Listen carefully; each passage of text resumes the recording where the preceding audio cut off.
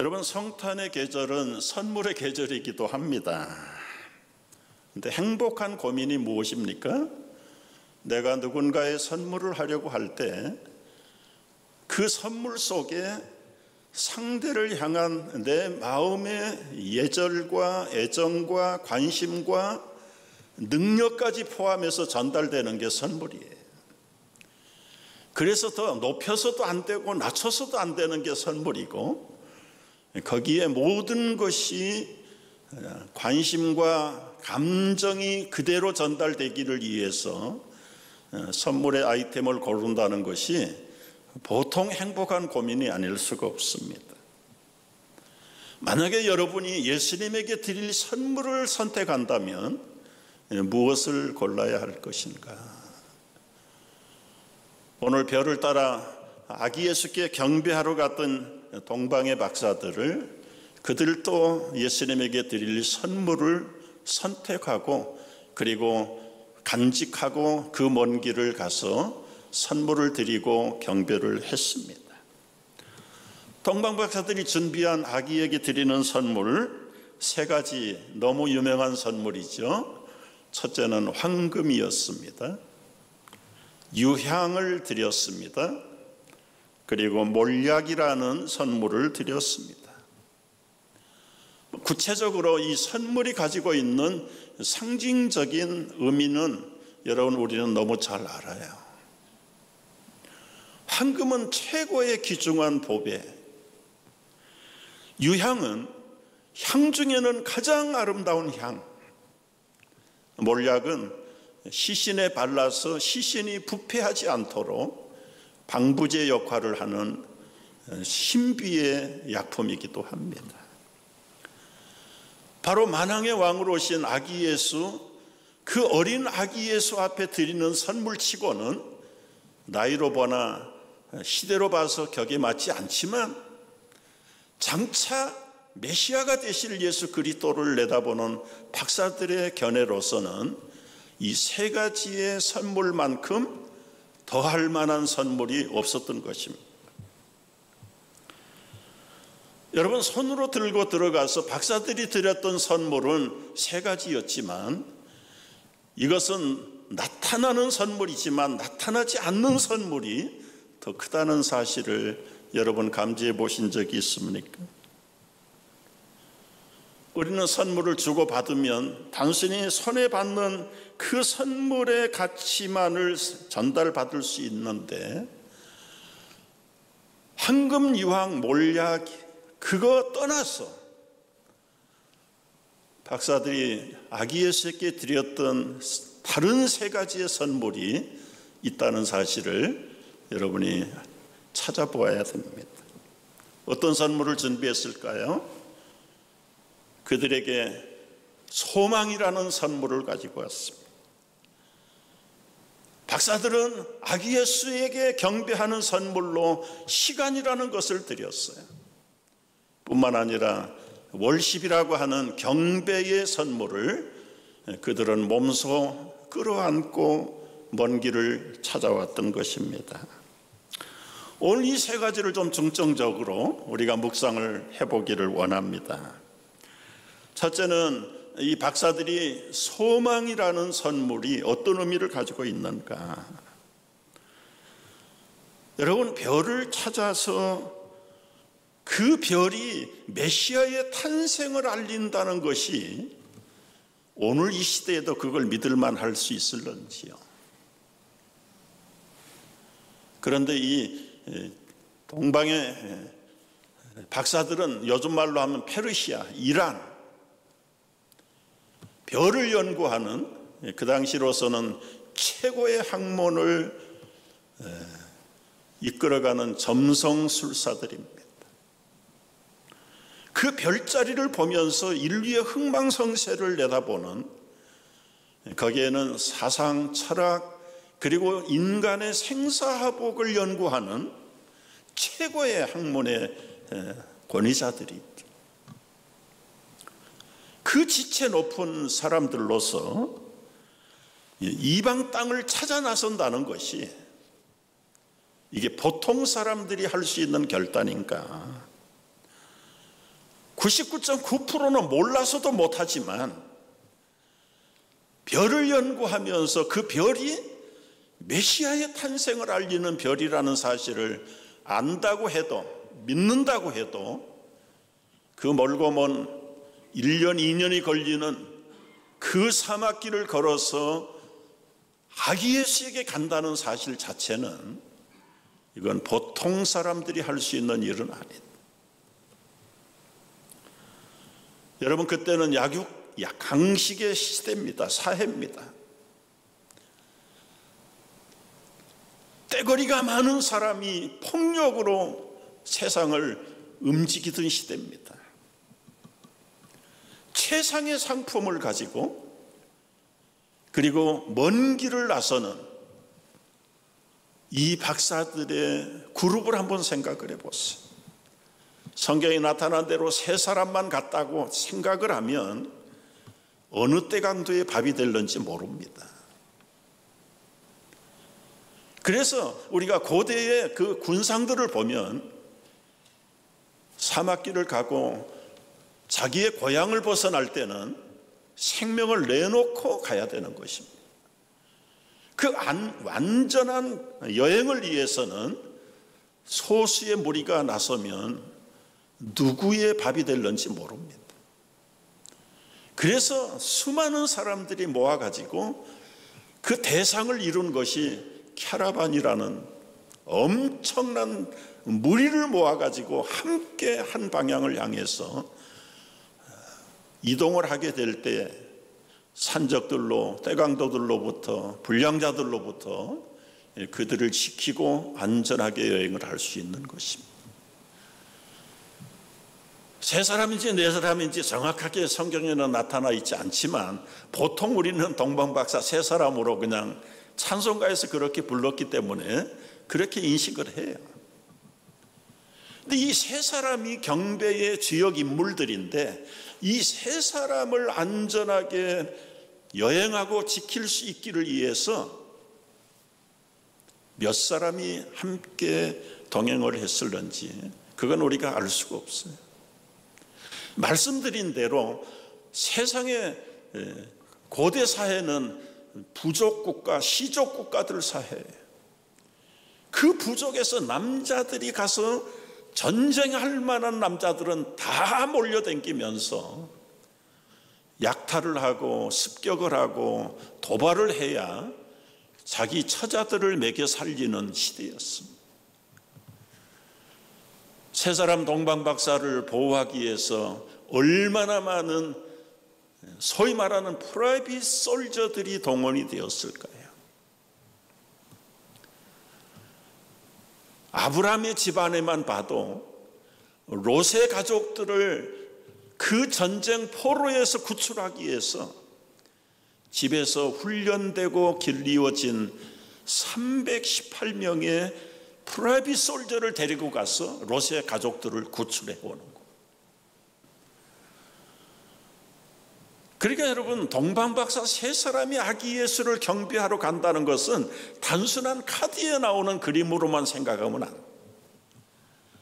그 세 사람 박사들이 아기 예수를 방문하기 위해서 언카운터블할 엄청난 사설 병정들을 거느리고 먼 길을 나섰던 것입니다.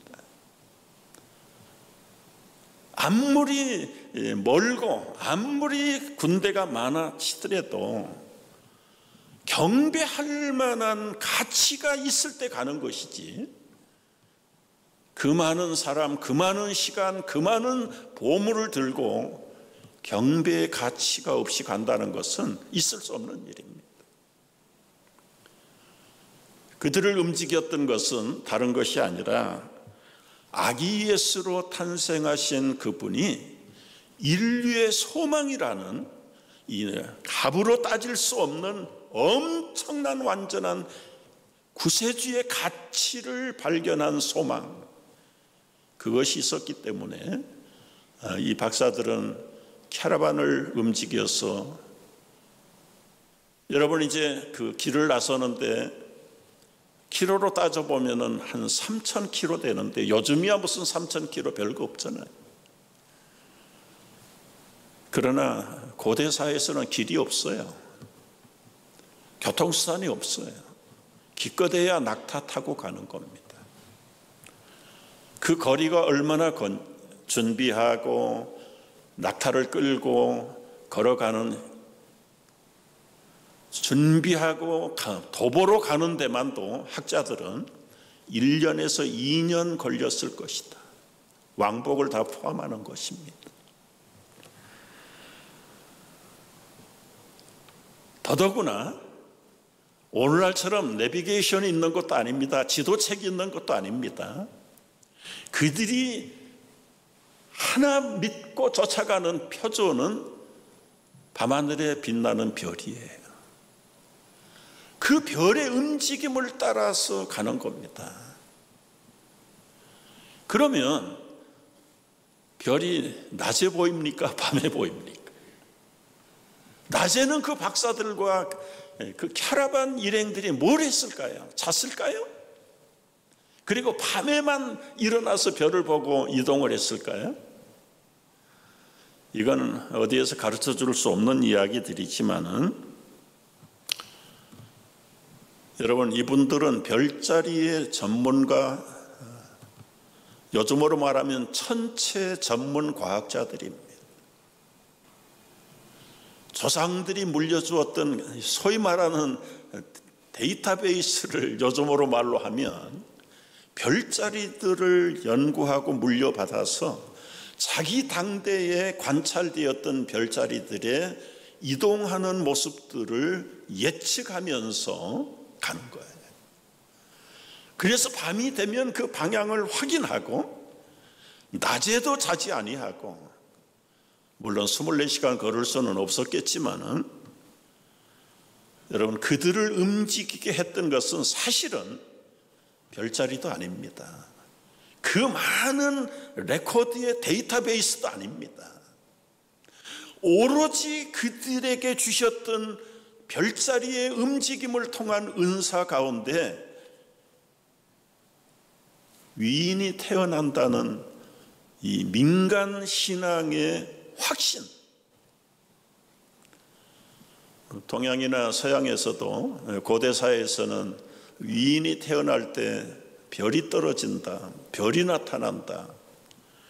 그거는 우리 현대과학으로서는 이해할 수 없는 일들이지만은 그게 수천 년 동안 인류의 생각들을 지배했던 나름대로의 확신 있는 철학이고 그들의 행동 원리였습니다. 자, 이제 우리는 동방박사 얘기를 떠나서 우리도 밤낮을 가리지 아니하고 우리를 인도하는 별자리를 볼 수 있는, 내가 따라가야 될 별자리가 있는가? 여러분, 이 별은 단도직입적으로 얘기하면 아기 예수의 메시아예요. 메시아. 오늘 박사들처럼 별이 나타나서 인도한다면 얼마나 쉽게 따라갈 수 있겠습니까?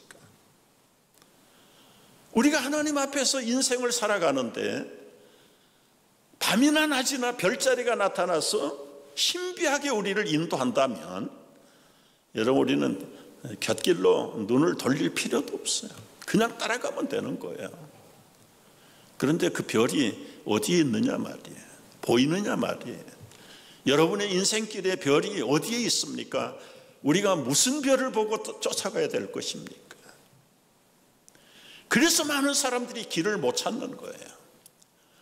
믿노라 하면서 예수 그리스도의 제자라고 하면서 백성이라고 하면서도 아버지의 그 길을 제대로 알지 못하는 혼란한 시대, 깜깜한, 백지의 깜깜함을 당한 시대가 오늘 이 별을 만나지 못한 사람들의 영적인 형편입니다. 분명히 별이 떴는데, 복음이 왔는데도 사람들은 장님처럼 헤맨다고 그랬어요. 요한복음 1장 5절에 보면은 예수님 말씀하죠. 빛이 어두움에 비치되 어두움이 깨닫지 못하더라. 빛으로, 진리로, 생명으로 분명히 메시아가 오셨음에도 불구하고 사람들이 영적으로 흑암 속에 빠져서 그 빛을 깨닫지 못하는, 눈이 있다고 하지만 볼 수 없는 눈을 가지고 인생을 산다는 것이 얼마나 위험천만한 일입니까?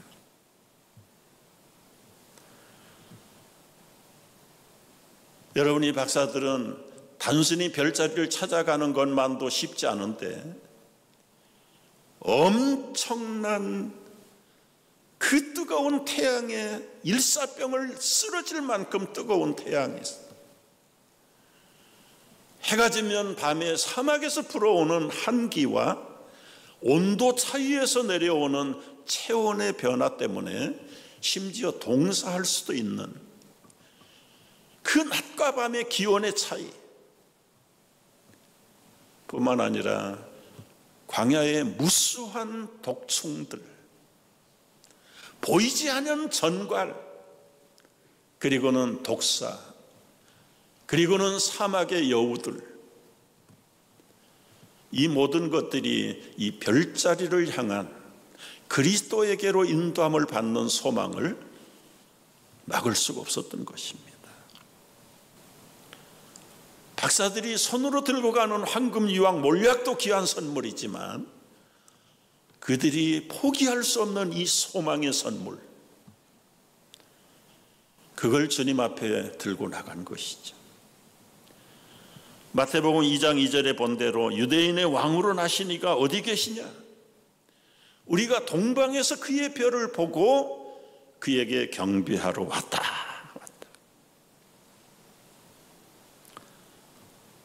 여러분, 박사들은 분명히 별을 보고 왔다. 그렇다면 2000년 후에 오늘을 살아가는 우리들에게는 어떤 별을 보고 나가야 될 것입니까? 그 별자리를 찾지 못해서 혼란 가운데 업앤다운을 여러 번 했던 베드로가 신앙의 연륜이 쌓이고 노후에 이런 말씀을 남겨놓았어요. 베드로후서 1장 19절 말씀 읽어봅니다. 다 같이. 우리에게는 더욱 확실한 예언의 말씀이 있습니다. 여러분의 마음속에 날이 새고 샛별이 떠오를 때까지 여러분은 어둠 속에서 비치는 등불을 대하듯이 이 예언의 말씀에 주의를 기울이는 것이 좋습니다. 현대인 번역으로 제가 올린 것이, 우리를 구체적으로 인도할 수 있는 샛별이 뭐냐? 이미 예언의 말씀 주셨는데 그 말씀을 비치는 등불 대하듯이 우리의 영적인 어둠 속에 샛별이 떠오르는 말씀, 이것이 오늘 우리를 인도하는, 과거의 동방박사들을 인도했던 그 별의 인도가 오늘은 예언의 말씀이 우리의 별이 되어야 된다는 것입니다. 따라서 여러분, 말씀을 덮어버리고 말씀하고는 관계가 없는 사람들은 아무리 세상에서 유능하다 할지라도 영적으로 눈뜬 장님들입니다. 방향이 없는 사람들입니다. 그들이 인텔리가 부족합니까? 지식이 부족합니까? 능력이 없습니까? 세상적으로는 뛰어난 사람들이지만 예언의 말씀이 없고 천지를 창조하신, 창세전부터 말씀으로 계신 예수 그리스도의 존재가 없는 사람들. 여러분, 우리가 이런 세상에 우리를 인도하는 확실한 말씀의 예언, 샛불, 등불과 같은 말씀을 좇아서 우리도 소망이라는 예물을 가지고 아기 예수 앞에 나아가야 될 줄로 믿습니다. 두 번째, 박사들은 시간이라는 선물을 드렸습니다. 여러분에게 묻습니다. 여러분, 예수님 정말 사랑하십니까? 진짜 하나님 사랑하십니까? 사랑한다면 뭐가 필요할까요? 사랑한다면 선물을 생각하기 쉬운데, 여러분, 우리가 남녀가 사랑해서 그 사랑을 영원히 이루기 위해서 선물이 필요, 함께 있는 것이, 함께 있는 것. 다른 말로 하면 함께 거하는 시간이 필요한 것이. 그 시간만큼 귀중한 시간이 어디에 있습니까? 선물이 어디에 있습니까? 사랑한다고 하면서 피곤하다 바쁘다 하면서 만나주지 않는다면 그 사랑은 진짜가 아니죠. 여러분, 페르시아에서 이 동방이라는 그 페르시아 이란, 오늘날로 말하면 이란에서 베들레헴까지 말씀드린 대로 왕복 1년 2년이 걸리는 멀고 험한 길입니다. 그래서 헤롯이 2살 아래 남자아이들을 죽이라고 하는 근거가 박사들이 별을 보고 떠날 때를 기준해서 2살을 잡는 거예요.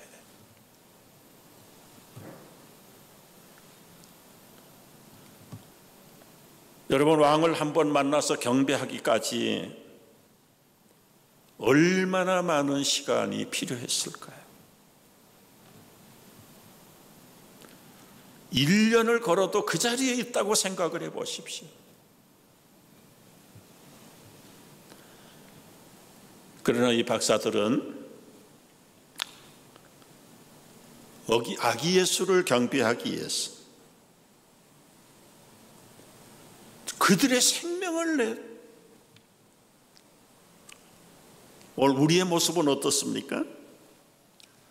예수 그리스도 만나고 예배하기 위해서 자동차 페달 몇 분만 밟으면 오는데 그걸 하지 않습니다. 주님 앞에 나와 경배하는 게 얼마나 힘듭니까?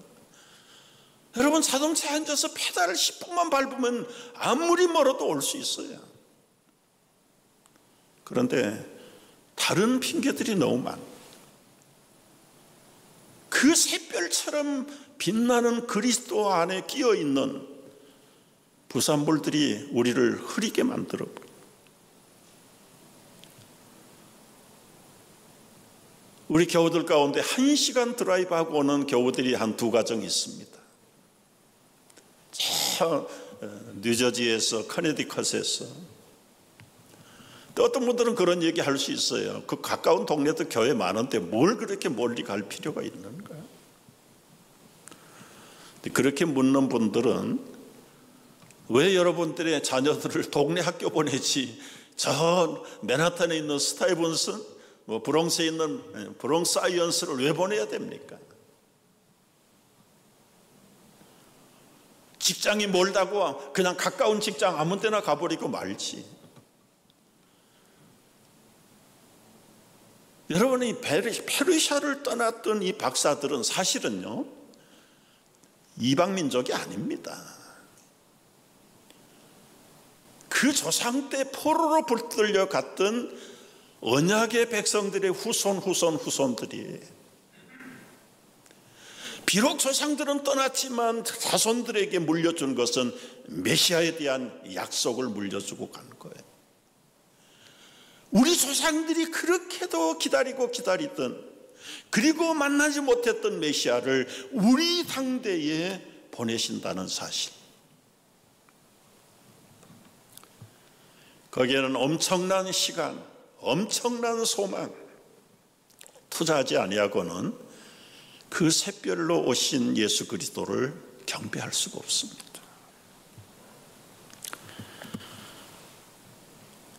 신명기 4장 29절 말씀 보십시오. 마음을 다하고 성품을 다하여 그를 구하면 만나리라. 여러분, 우리의 주님을 바라보는 경배의 자세들을 다시 한번 확인하는 시간이 되기를 바랍니다. 마지막 3번째, 박사들은 이 월십이라는 선물을 가지고 왔습니다. 여러분, 월십이라는 건 월십이에요. 2 단어가 합쳐진 거예요. 가장 가치가 있는 것을 드리는 것이 예배이고 경배라는 말입니다. 여러분, 이 동방의 점성술사들, 박사들을 보면 말씀드린 대로 학식이면 학식, 지식이면 지식, 사회적인 신분이면 신분, 부면 부, 최고의 탑 클래스의 엘리트들입니다. 엘리트들. 그 나이로 봐서 여러분 새내기들이 젊은이들이 아니에요. 그런데 그들이 생명을 내대고 찾아가서 경배하는 경배의 대상은 천박한 시골 사람 젊은 부부들이 낳은 핏덩이 같은 아기 예수. 사회적인 신분을 보나 경제적인 부를 보나 지식의 수준을 보나 삶의 환경을 봐도 여러분 그 베들레헴의 그 마구간, 지금 아마 태어날 때는 마구간에서 태어났지만 아마 1살, 2살 지나고 지금 다른 새 집에 들어가 있을 겁니다. 그 아기 예수 요셉과 마리아 형색, 우리는 하도 성극을 통해서 아름답게 그려진 모습들을 봤죠. 그 당시의 사회적인, 경제적인 그리고 생활의 환경을 볼 때 그야말로 아주 배우지 못한, 그리고 세련되지 못한 시골 사람들, 젊은이들, 그 당시에 페르시아의 문명은 세계의 최고의 문명, 거기에서도 지식적으로나 사회적인 신분으로서 한 나라와 인류의 미래를 예언하고 이끌어가는 권위적인 지도자들의 반열이 바로 이 점성술사들의 사회적인 신분이, 그렇게 지체가 높은 그 박사들이 초라한, 마구간은 아닐 겁니다. 분명히 초라한 아기 예수 앞에 나가서 마태복음 2장 11절 말씀 보세요. 집에 들어가 아기와 그 어머니 마리아가 함께 있는 것을 보고 엎드려 아기께 경배하고 보배합을 드렸습니다.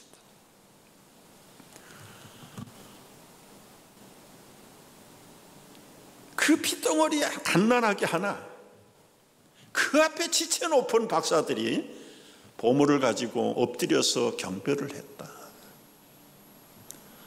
여러분, 그런 그림이 얼마나 우리에게 무엇을 전달하고 싶어 하는 것입니까? 승산이 없고 소망이 없는 헛된 장난들을 그 지체 높은 박사들이 1년, 2년 생명을 내대고 그 짓을 했을까요?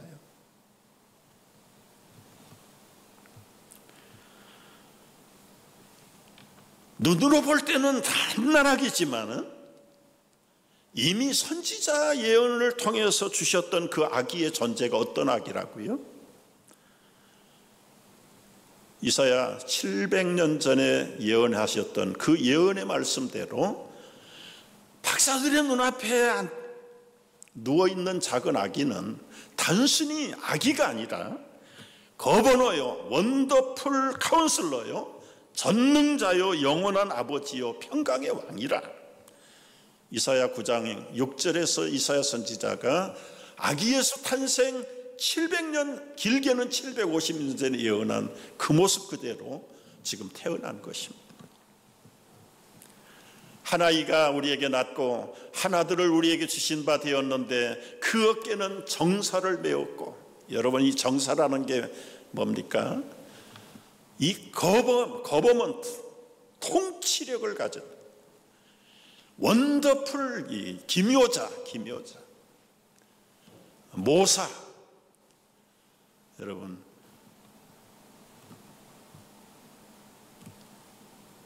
이름 하나하나가 하나만 가져도 완전해요, 완전.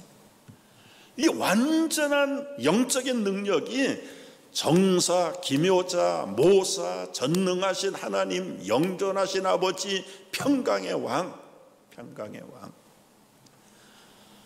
이 6개의 확률이 한 사람에게서 성취될 수 있는 확률 말씀드렸죠?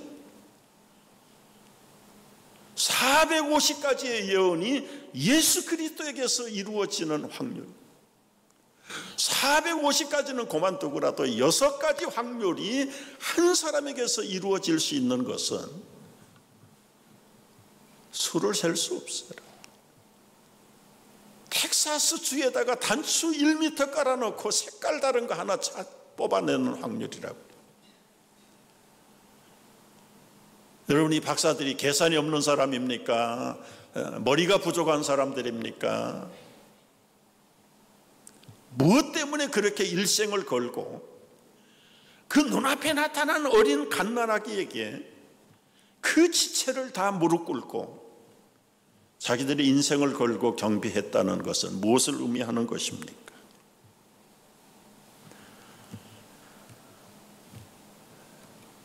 박사들이 하나님의 아들을 찾았지만 도리어 하나님이 그 박사들을 찾아주신 것입니다, 여러분. 오늘날도 이렇게 경배하는 자를 하나님이 찾으신다라고 요한복음 4장 23절에서 말씀하세요. 아버지께서 참되게 예배하는 자들은 영과 진리로 예배할 때가 오나니 곧 이때라.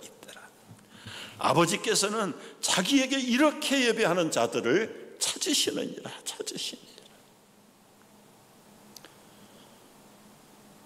손으로 들고 간 예물은 황금, 유황, 몰락이었지만 손으로 내줄 수 없는 이 박사들의 진정한 예물, 주님을 향한 소망, 그리고 일생을 바치는 시간, 그리고는 무릎 꿇고 자기를 전부 엎드리는 월십의 경배가 황금, 유황, 몰약하고 비교할 수 없는 박사들의 진짜 성탄의 선물이었습니다. 결론입니다, 여러분. 이 박사들을 와이스맨이라고 그래요. 와이스맨. 오늘 성탄의 의미를 바로 발견한 사람들이, 여러분들이 성탄의 의미를 바로 깨닫는다면 와이스맨이에요. 와이스맨.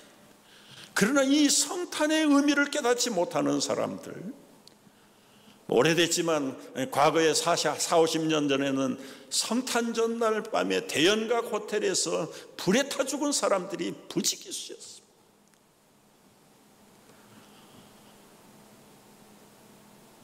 그들은 보통 서민들이 아닙니다, 여러분. 40-50년 전에 대연각의 호텔에 가서 하룻밤 잘 수 있다는 지체들은 보통 사람들 아니에요. 그럼에도 불구하고 그들은 와이스맨들이 아니라 그야말로 풀리시맨들이, 분별을 못하는 사람들. 우리가 주님에게 드릴 수 있는 선물은 무한대입니다. 무한대. 그러나 가장 귀한 선물은 아기로 오신 예수 그리스도가 진짜 우리의 경배의 대상이라는 것. 우리의 시간을 들여서, 생명을 들여서, 보물을 들여서도 아까운, 측량할 수 없는 묘사요, 원더풀 카운슬러요, 거버너요, 전능자요, 아버지, 그분이 아기로 오셨다는 사실이 별을 따라간 사람들의 핵심이었습니다. 이 아기를 만난 자들 어떻게 살아야 될까요? 오늘 마지막 절에 보면은 예수를 경배한 사람들은 뉴웨이, 지금까지 살아왔던 올드웨이를 아니라 새로운 길로 가야 될 사람들이다. 오늘 12절 말씀 봅니다. 다 같이 읽고 기도합니다. 그들은 꿈에 헤로데게로 돌아가지 말라 지시함을 받아 다른 길로 고국에 돌아가니라. 여러분, 아기 예수를 경배한 사람들은 헤로데게 돌아가지 않습니다. 아기 예수를 경배하는 성도들은 다른 삶, 뉴 라이프의 웨이를 살아야 되는 것이. 세상 길로 왔지만 이제는 믿음의 길로 가야 됩니다. 아기 예수를 경배하는 사람들은 앞으로 영원히 드려도 모자라는 세 가지 선물, 소망, 시간, 경배의 선물을 우리의 숨이 끝나는 시간까지 주님 앞에 드려야 될 귀중한 선물의 주인공들이 되시기를 축복합니다.